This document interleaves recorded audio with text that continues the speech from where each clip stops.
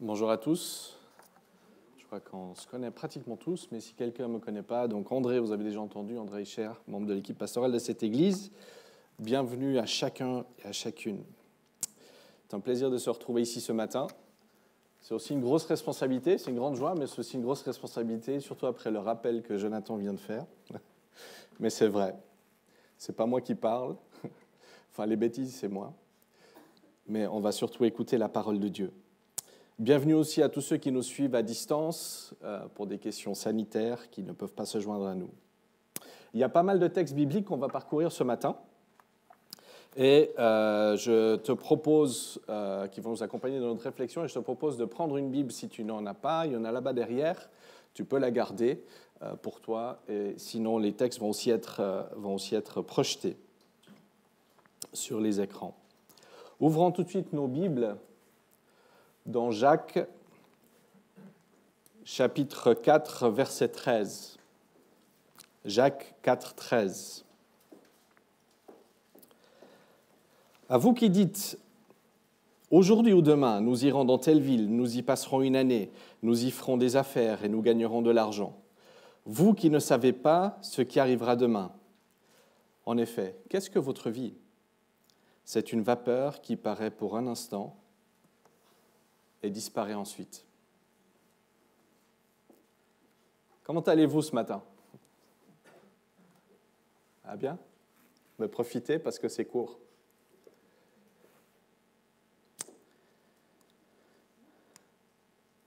Peut-être que tu ne le savais pas, mais je pense que tout le monde le sait en fait. Et je pense que ceux qui ont plus de 80 ans et qui sont parmi nous ce matin te diront que c'est passé en un instant, comme ça. Même s'il y a des moments dans la vie, parfois, qui nous semblent longs, très très longs, souvent quand ils sont compliqués. En effet, qu'est-ce que votre vie ? Une vapeur qui paraît pour un instant et disparaît ensuite. Voilà le titre de la prédication de ce matin. Même si la vie n'est pas un jeu, mais ça m'a fait penser à ça.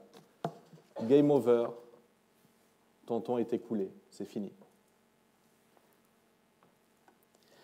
Je ne sais pas si vous connaissez ce chanteur qui, je vous l'avoue, n'est pas un de mes chanteurs préférés, loin de là, Gérald de Palmas. Il a une chanson « Marcher sur le sable » et il chante « On n'a qu'une seule vie ». Et il faut absolument que je trouve un remède parce que je n'ai qu'une seule vie. Alors je te rassure, je ne vais pas te trouver de remède ce matin pour que tu aies une deuxième, une troisième vie, ni pour que cette vie sera plus longue que ce qui est déjà prévu, parce qu'il y a quelque chose de bien meilleur après. Et en quelque sorte, on pourrait définir la vie en 3 phases. Tu as la phase de 0 à 25 ans, où tu grandis, tu te formes, tu te façonnes, tu construis ton relationnel, tu fais tes choix. Tu es en phase ascensionnelle. Il n'y a que le ciel qui est la limite. Sky is the limit. Il n'y a rien d'autre. D'ailleurs, en quelque sorte, à ce moment-là, tu te sens un peu immortel. Rien ne pourrait t'arriver. De 25 à 55 ans, je suis désolé, c'est très trivial, c'est très schématique. Tu travailles. Si tu n'as pas encore trouvé de chaussures à ton pied, tu es en chasse. Ensuite, qu'est-ce que tu fais ? Tu te reproduis. C'est ça, le cycle de la vie. Tu t'occupes de tes enfants, si tu en as. Tu es à fond dans ton travail entre 25 et 55. Tu t'installes dans un village, dans une ville, dans un quartier. Et en quelque sorte, tu t'installes dans la vie. Et de 55 à 80 ans, tu sais ce que tu fais ? Tu commences à réfléchir. Et tu commences à préparer ton check-out. De 0,25, tu construis. De 55 à 80, tu déconstruis plutôt. Ou tu penses plutôt à déconstruire. Et chaque jour, les choses de ton quotidien deviennent de plus en plus difficiles. Bon, je ne veux pas te faire peur, moi, du haut de mes 45 ans, encore pendant quelques mois, je me suis rendu compte que je ne suis plus en phase ascensionnelle. Enfin, il y a des choses qui grandissent, mais ce n'est pas en taille, c'est plutôt en largeur. Mais les choses se détériorent. Donc, à part les jeunes qui se trompent et se croient encore immortels, on se rend vite compte que le temps passe vite et de plus en plus vite au fur et à mesure que les printemps défilent dans notre vie. Nous avons des vies tellement occupées à faire des choses, pas qu'on est obligé de faire, pas tout, mais souvent des choses qu'on choisit de faire. Et pourtant, la vie est tellement courte, comme nous avons pu le lire, et nous allons le relire une fois. À vous maintenant qui dites, aujourd'hui ou demain nous irons dans telle ville, nous y passerons une année, nous y ferons des affaires, nous y gagnerons de l'argent. Vous qui ne savez pas ce qui arrivera demain. En effet, qu'est-ce que votre vie? C'est une vapeur qui paraît pour un instant et disparaît ensuite. Ce texte s'adressait aux riches. Je te rassure, en Suisse, on est tous riches par rapport au reste de l'humanité. Et donc, ce texte s'adresse aussi à chacun d'entre nous. Le problème ici, ce n'était pas d'aller en ville, de faire de l'argent, de gagner de l'argent, de faire du business, de faire des affaires. Ce n'est pas ça le problème. Le problème ici, et l'avertissement, c'est de ne pas inclure Dieu dans tes projets. Et il y avait en tout cas 2 raisons pour lesquelles ne pas inclure Dieu dans son projet, c'est un problème. La première, c'est qu'il ne faut pas espérer une bénédiction divine lorsque tu ne mets pas Dieu à la genèse de tes projets. Si tu ne recherches pas la volonté de Dieu dans ce que tu entreprends. D'ailleurs, vous connaissez ce verset, hein, « Fais de l'Éternel tes délices », c'est « Il te donnera ce que ton cœur désire ». Ce n'est pas dit à l'Éternel ce que ton cœur désire et il fera de tout le reste tes délices. Hein, c'est dans l'autre sens. Et si tu fais de l'Éternel tes délices, tes volontés seront certainement les volontés de l'Éternel. Donc, un des problèmes, c'est de ne pas mettre Dieu à la genèse de tes projets. Et 2, c'est quoi? Le deuxième problème, c'est ta vie. C'est une vapeur qui paraît pour un instant et qui disparaît. Le psaume 103, 15 à 16, dit ceci. « L'homme, ses jours sont comme l'herbe, il fleurit comme la fleur des champs. Lorsqu'un vent souffle sur elle, elle disparaît. Et la place qu'elle occupait ne la reconnaît plus. » Encore une fois, notre vie est courte et elle est bien occupée. On va se dire qu'on vit tous jusqu'à 80 ans ou plus, mais on va dire que là, c'est jusqu'à 80. Donc, on passe en moyenne, vous savez quoi, 25 à 27 ans, vous savez ce qu'on fait? Sur ces 80, on dort. Et ça, j'ai calculé 24 heures sur 24, pas les 8 heures. Donc 24 heures sur 24, on hiberne pendant 25 à 27 ans. Ou si 24 heures sur 24, on passe 6 à 7 ans à table. Pour certains plus. Je fais partie de cette catégorie. 3 ans à faire notre toilette, si tu passes environ 1 heure par jour à faire ta toilette. 1 à 2 heures. Ce qui voudrait dire 1 à 2 heures par jour, je ne sais pas si avec Dieu on passe à 1 à 2 heures par jour.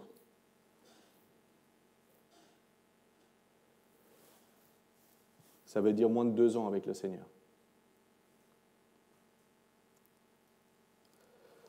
Pour les jeunes, et puis pour toutes les générations qui arrivent maintenant, tu vas passer en tout cas 14 ans, nuit et jour, sur...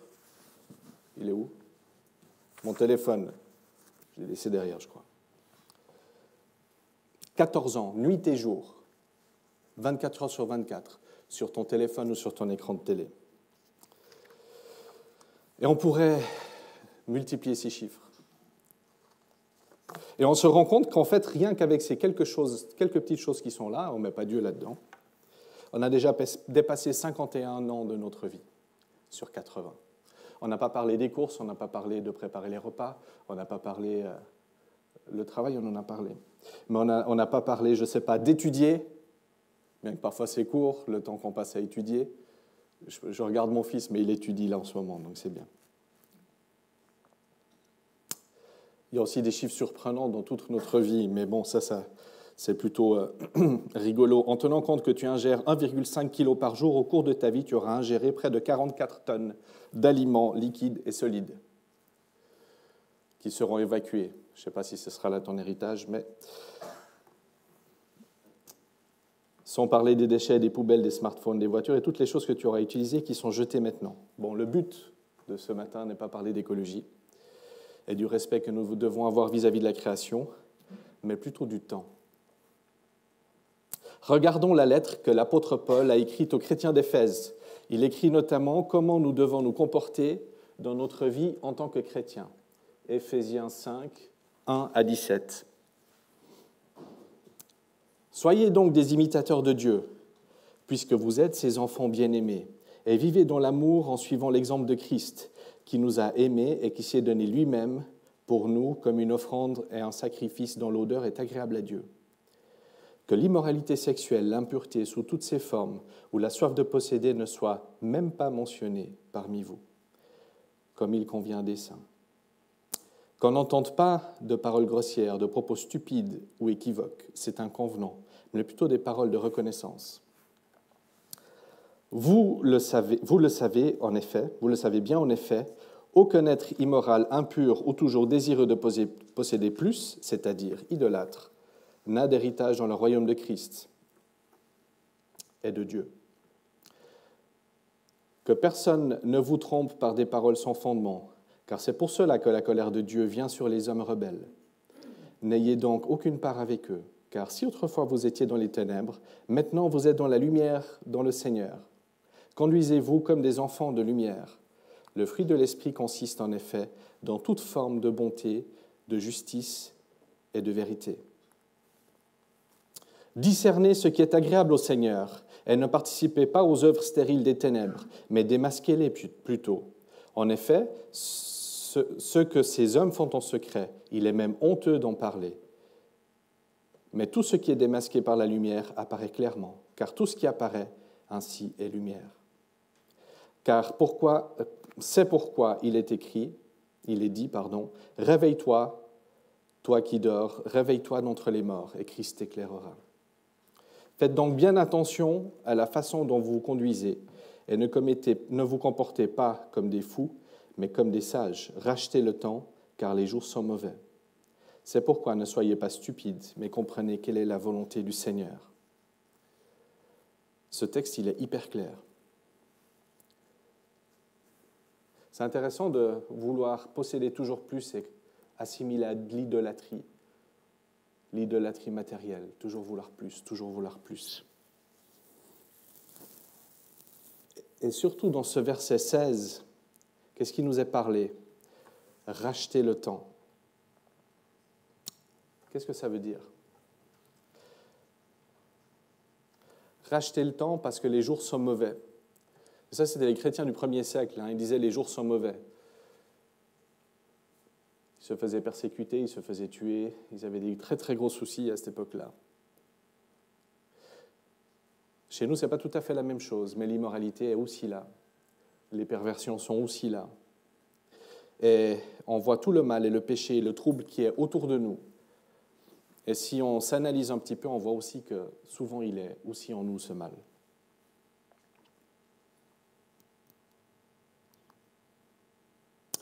Nous devons redoubler de vigilance les uns et les autres pour démasquer les œuvres du diable. Et démasquer les œuvres du diable, ce n'est pas, comme je pourrais pointer avec ce pointeur laser sur chacun d'entre vous, « T'as vu ça? Qu'est-ce que tu fais ?» etc. Vous aurez plein de choses à pointer sur moi aussi. Non, regarde pas chez les autres. Regarde chez toi. Je regarde chez moi. Le changement doit commencer par moi-même. Qu'est-ce que je dois corriger pour racheter le temps ? Qu'est-ce que je dois faire pour optimiser chaque instant et en faire un témoignage de l'œuvre de Dieu ? Qu'est-ce que je dois faire pour optimiser chaque instant et faire de chaque instant un témoignage par ma vie de l'œuvre de Dieu ? C'est ça, racheter le temps. C'est ça, utiliser le temps, racheter le temps. Mais est-ce que je planifie ma vie? Est-ce que j'arrive à la gérer?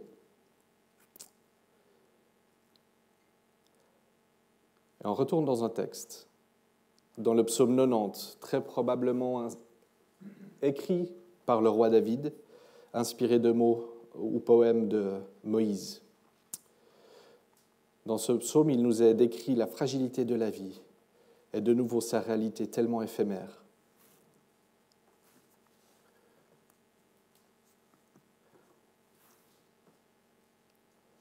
Prière de Moïse, homme de Dieu. Seigneur, tu as été pour nous un refuge, de génération en génération.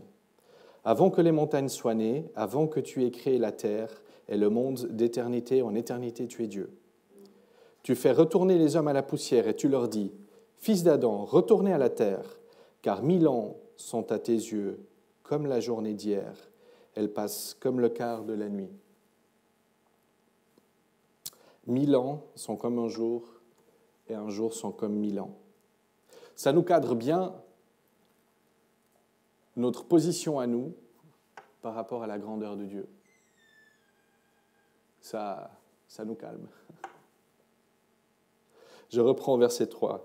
Tu fais retourner les hommes à la poussière et tu leur dis, Fils d'Adam, retournez à la terre, car 1000 ans sont à tes yeux comme la journée d'hier, elles passent comme le quart de la nuit.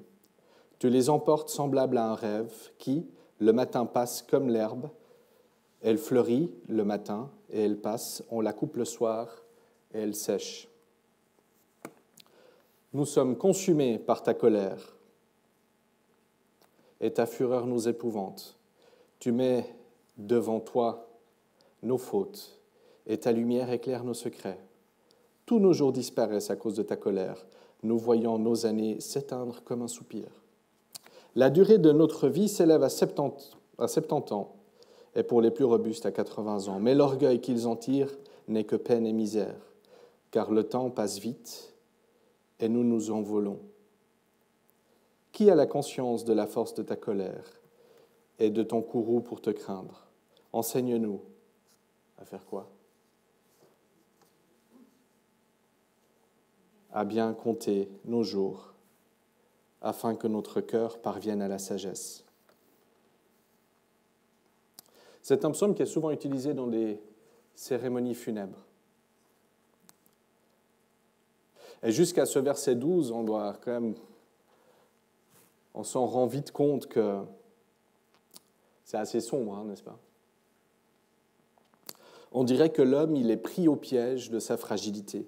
Il est pris au piège de sa condition d'homme, d'être humain. Et on voit dans ces textes-là que Dieu sait absolument tout de nous. Rien n'est caché devant lui. Il connaît nos moindres détails. Il connaît nos pensées.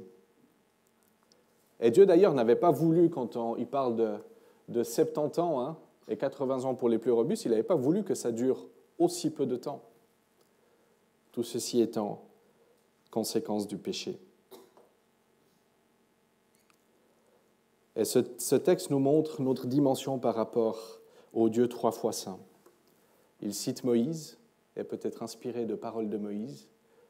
Moïse, un homme qui avait rencontré Dieu, Moïse, un homme qui était bien placé pour parler de la grandeur de Dieu.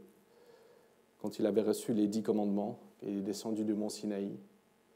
Le peuple, pas parce qu'il avait fait le veau d'or, pas uniquement, mais le peuple n'osait pas l'approcher, tellement son visage rayonnait simplement d'avoir vu Dieu. Les gens n'osaient pas aller vers lui. On voit aussi cette dimension éternelle de Dieu.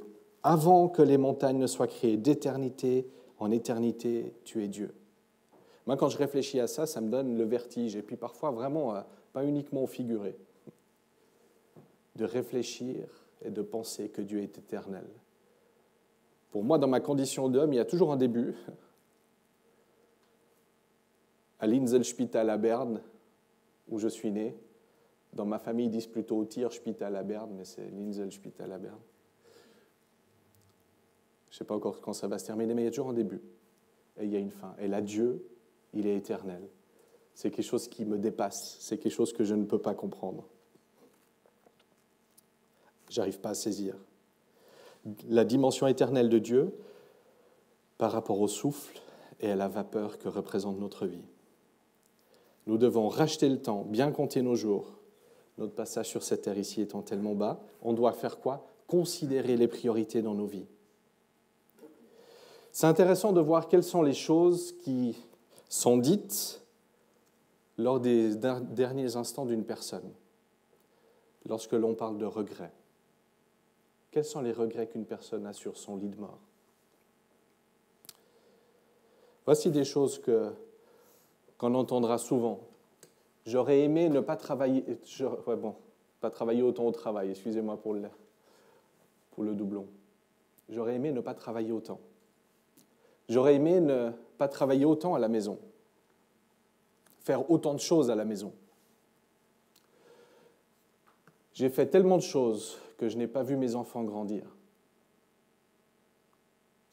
Je n'ai pas accordé assez de temps à ma famille, mes amis. J'aurais aimé garder contact avec des amis. Des gens parfois arrivent à la fin de leur vie et se disent « Purée, j'aurais voulu être heureux. Je ne l'ai pas été. » J'aurais aimé avoir eu le courage d'exprimer mes sentiments. J'aurais aimé avoir résolu les conflits avec des amis, avec ma famille. Et certains vont se dire, j'ai gaspillé ma vie. Et pas uniquement des non-chrétiens. Chrétiens, c'est pareil. Peut-être il y a d'autres choses, hein. Peut-être tu penses à autre chose, je ne sais pas. Est-ce qu'il y aurait autre chose qui te viendrait à l'esprit comme grand regret?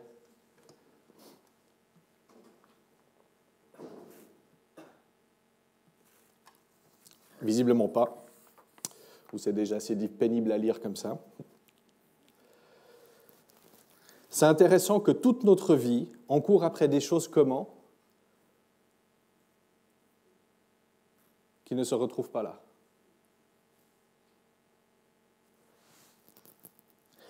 On court après des choses toute notre vie qui, au moment de notre mort, on n'en a rien à fiche de tout ça.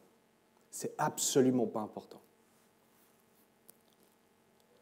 Aucun homme ou femme, ou que j'ai entendu jusqu'à aujourd'hui, ou que j'ai entendu dire que c'est arrivé comme ça, a dit sur son lit de mort, « J'aurais voulu gagner plus d'argent, j'aurais voulu encore avoir cette voiture, j'aurais voulu faire ceci ou cela au niveau matériel. »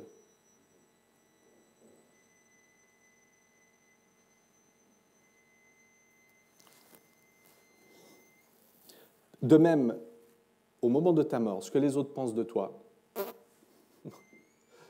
mais c'est vraiment plus ton souci.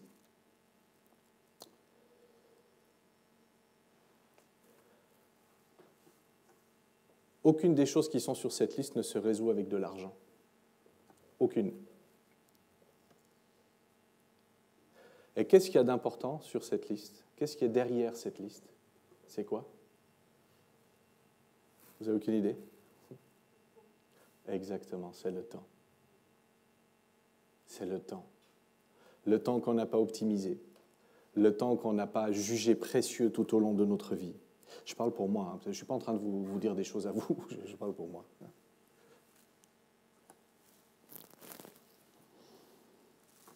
On gaspille notre temps sans se rendre compte qu'il est précieux.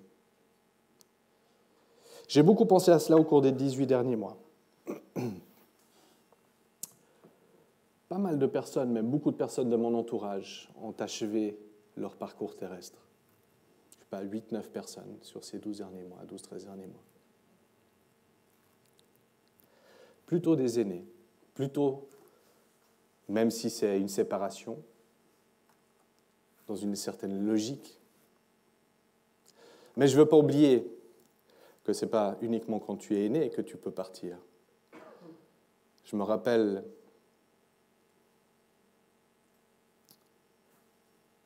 de plusieurs cas de personnes qui partent beaucoup trop tôt. Cet enfant dans le village, chez nous. Lorsque nous rentrions aussi d'un week-end d'Isenflou, ce frère de l'Action biblique de Moutier, 30 ans, fauché, accident de moto, laissé 2 enfants.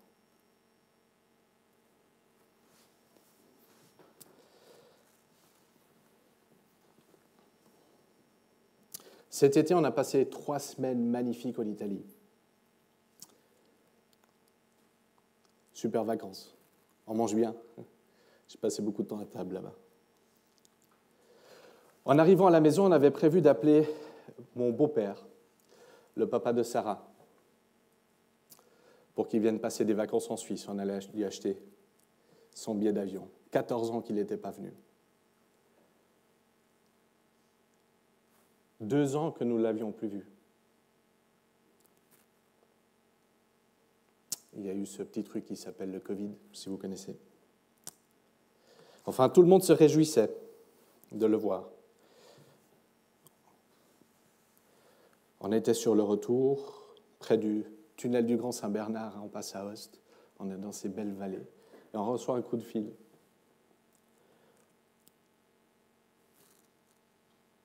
Mario est décédé.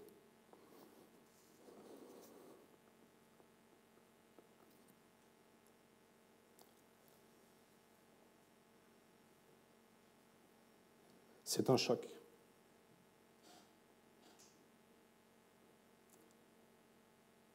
Le temps s'arrête.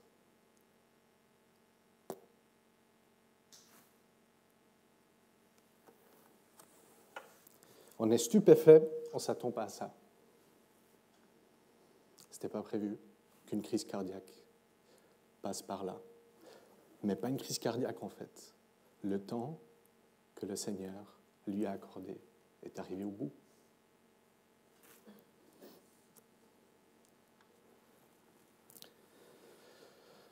Je pense que vous avez tous peut-être vécu des situations comme ça. Et c'est des situations où on mettrait bien un petit peu d'argent pour acheter quelques jours supplémentaires.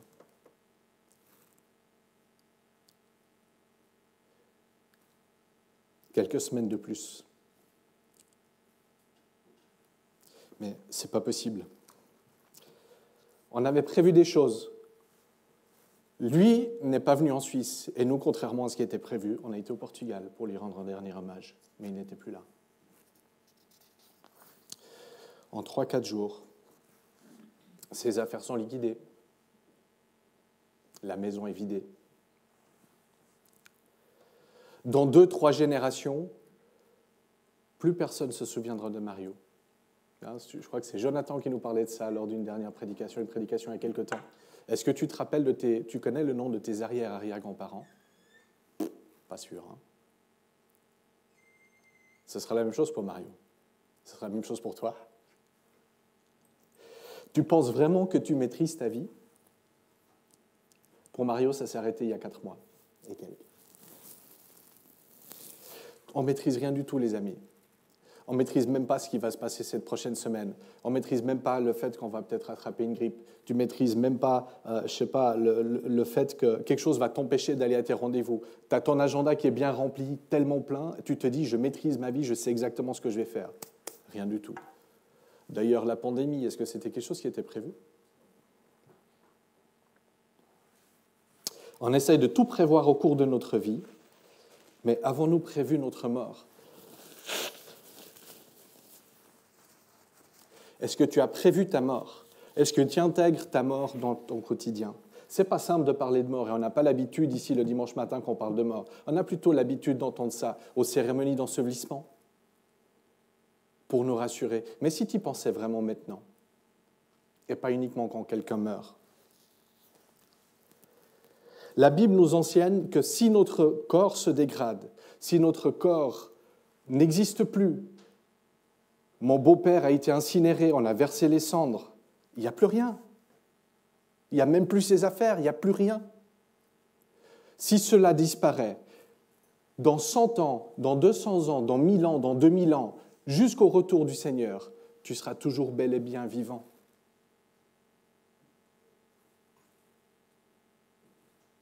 Pourquoi? Parce que ton âme, elle, ne meurt jamais. La Bible nous enseigne qu'il y a une éternité et qu'il y a une éternité avec Dieu et une éternité sans Dieu. Il y a une éternité au ciel, au paradis avec le Seigneur et il y a une éternité en enfer. Pire que ce qu'on vit aujourd'hui dans ce monde. Et nous devrions faire quoi dans notre vie? Passer notre vie à nous préparer pour cette éternité avec Dieu. Et il n'y a pas d'échappatoire pour aucun d'entre nous. On a tous rendez-vous avec la mort. Et on a tous rendez-vous avec cette éternité. Et qu'est-ce qu'on fait avec ça?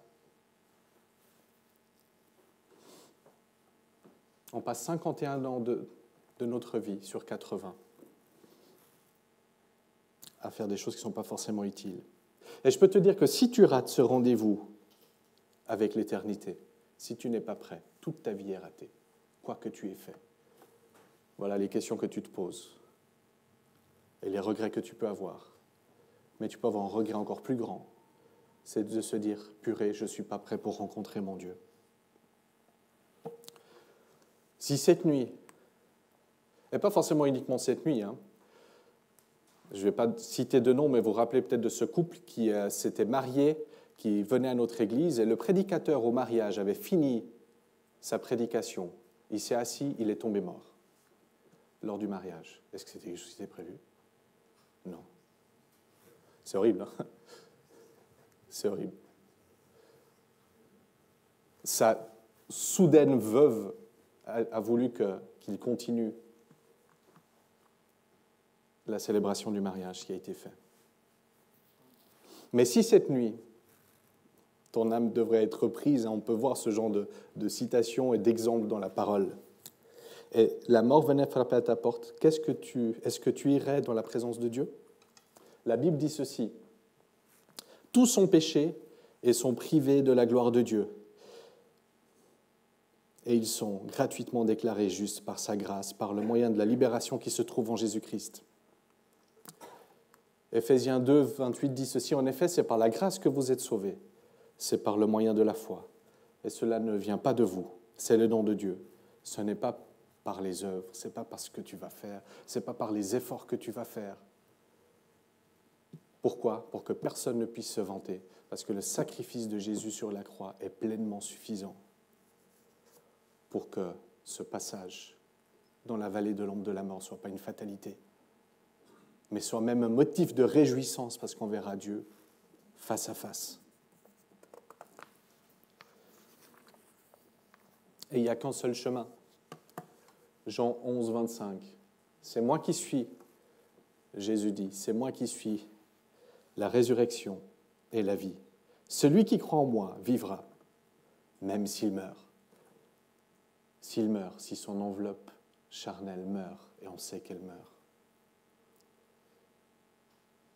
Avec ces versets, la mort prend une toute autre dimension, ou perd sa dimension, perd de son importance, parce qu'elle a été vaincue par Jésus-Christ. Et il y a un espoir par le sacrifice de Jésus. Oui, notre enveloppe charnelle se dégrade. Plus on vieillit, plus on a l'impression qu'il y a une espèce d'attraction terrestre qui fait que tout tend vers le sol. Il y en a qui rigolent, qui ont compris. Mais c'est génial de se dire, Jésus, il nous promet quoi? Il nous promet des corps glorieux à son image. Pas comme une certaine catégorie de gens ou une certaine catégorie d'anges ou je ne sais quoi, non. Des corps glorieux, parfaits. Daniel, on sera fit, parfait à son image. Ouais, pas sûr, on ne sait pas, effectivement. Et c'est génial parce que je sais que je retrouverai tous ceux qui ont placé leur confiance en Jésus après. Tous ceux qui nous ont précédés dans ce départ, je vais pouvoir faire la fête avec eux. Je ne sais pas ce que vous avez pensé du concert dimanche après-midi, mais je me suis dit, purée, ça va être top d'être avec Jimmy et Sébastien au ciel et louer le Seigneur. Je saurais jouer de la guitare comme eux. Imagine tous ces moments comme ceux-là qui ne seront à non plus finir au ciel pour l'éternité. Mais pour les autres, et cités dans l'autre catégorie, c'est une éternité loin de Dieu. Et tu ne pourras plus changer d'avis. On a vu que notre vie est éphémère, qu'on doit compter nos jours, qu'on doit racheter nos jours, qu'on doit faire de chaque journée une journée importante. Une journée dans laquelle nous sommes des témoins pour Christ. On voit aussi que la mort n'est pas une fatalité pour ceux qui sont en Jésus. Et la dernière question, la dernière chose que je voudrais partager avec toi, c'est quel est l'héritage spirituel que tu laisses? Est-ce que c'est l'année et demie de ta vie que tu passes à l'église? Je suis super encouragé par les aînés de notre assemblée, des hommes et des femmes qui sont restés fidèles jusqu'au bout, en tout cas jusqu'à maintenant. Même dans les difficultés et même quand ils sont tombés, ils sont restés fidèles. Moi, j'ai envie de dire qu'ils sont parfaits. Mais non, c'est Jésus qui les rend parfaits. Ce sont des personnes qui cultivent une relation quotidienne avec Dieu, et cela se voit dans leur vie de tous les jours. Et par le sang de Jésus, comme je vous l'ai dit, ils sont parfaits. Et qu'est-ce que tu souhaites, ça c'est pour chacun d'entre vous, qu'est-ce que tu souhaites accomplir avant ta mort?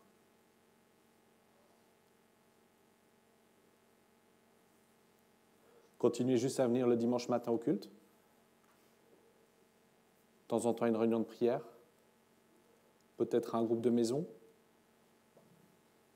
Ce n'est pas accomplir des choses, ça. Ça, c'est juste venir louer le Seigneur, s'encourager, apprendre plus de lui. Qu'est-ce que tu souhaites accomplir?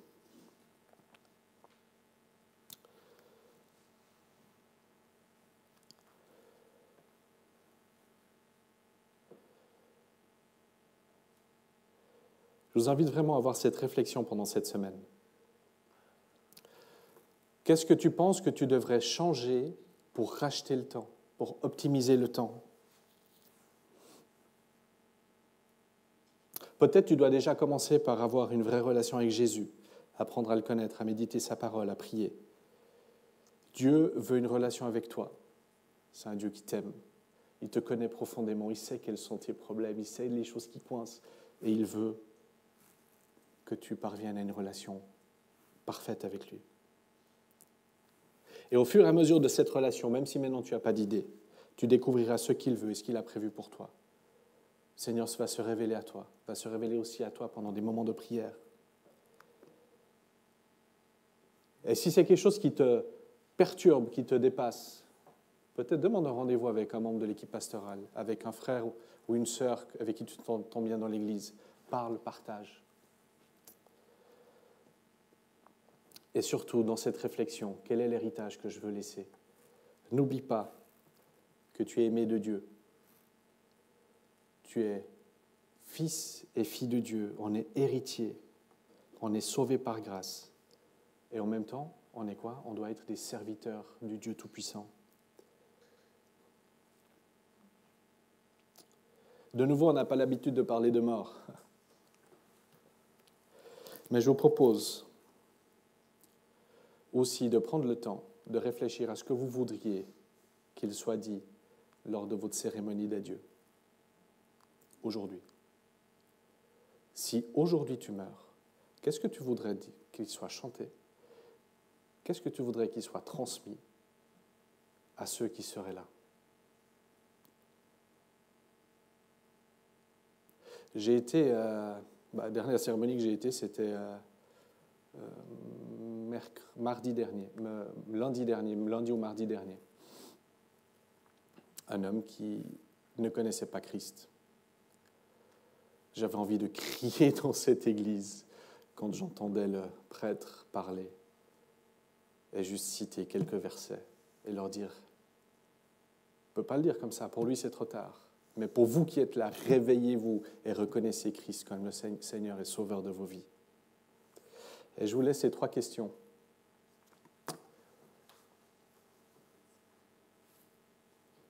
Qu'est-ce que je souhaite accomplir avant ma mort?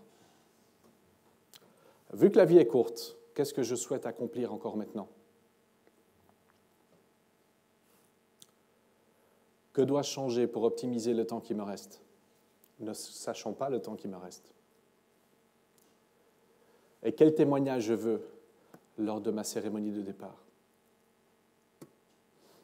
En réfléchissant à ça, je me suis dit, purée, je ne fais pas grand-chose pour le Seigneur. Et ce n'est pas une question de faire. Ma relation avec le Seigneur doit être optimisée. Mon attitude au travail doit être optimisée pour que les gens voient que je sois chrétien, que je suis chrétien. Mes relations avec des voisins qui parfois me cassent un peu les pieds doivent être optimisées. Pourquoi? Parce que je dois les aimer, comme le Seigneur m'aime. Et c'est que comme ça que je pourrais être un bon témoignage. Et je peux décliner ça à plein de choses. C'est urgent, mes amis, qu'on soit des lumières. Et une ampoule, si elle n'est pas allumée, elle ne sert à rien. Et nous devons être des lumières, nous devons transmettre le message de Christ, parce que l'obscurité avance. Et plus l'obscurité va avancer, plus on va nous remarquer si nous sommes des vrais disciples de Christ. Et plus il y aura des combats. Et plus ça va être dur parce qu'on va se dire « Mais qu'est-ce que les autres peut-être vont penser de moi ?» Mais est-ce que ça t'importe le jour où tu pars? Tu devrais être fier d'être fille et fils de Dieu. On devrait l'avoir en nous et pas pouvoir le garder pour nous. On a parlé de la mécanique du salut ces dernières semaines. C'est un super cadeau, c'est quelque chose d'extraordinaire. Ne le gardons pas pour nous. Ne le gardons pas pour nous, vous savez pourquoi? Parce que c'est urgent. Car les vies de ceux qui nous entourent ne sont que des vapeurs qui disparaissent sans Dieu. Que le Seigneur vous bénisse.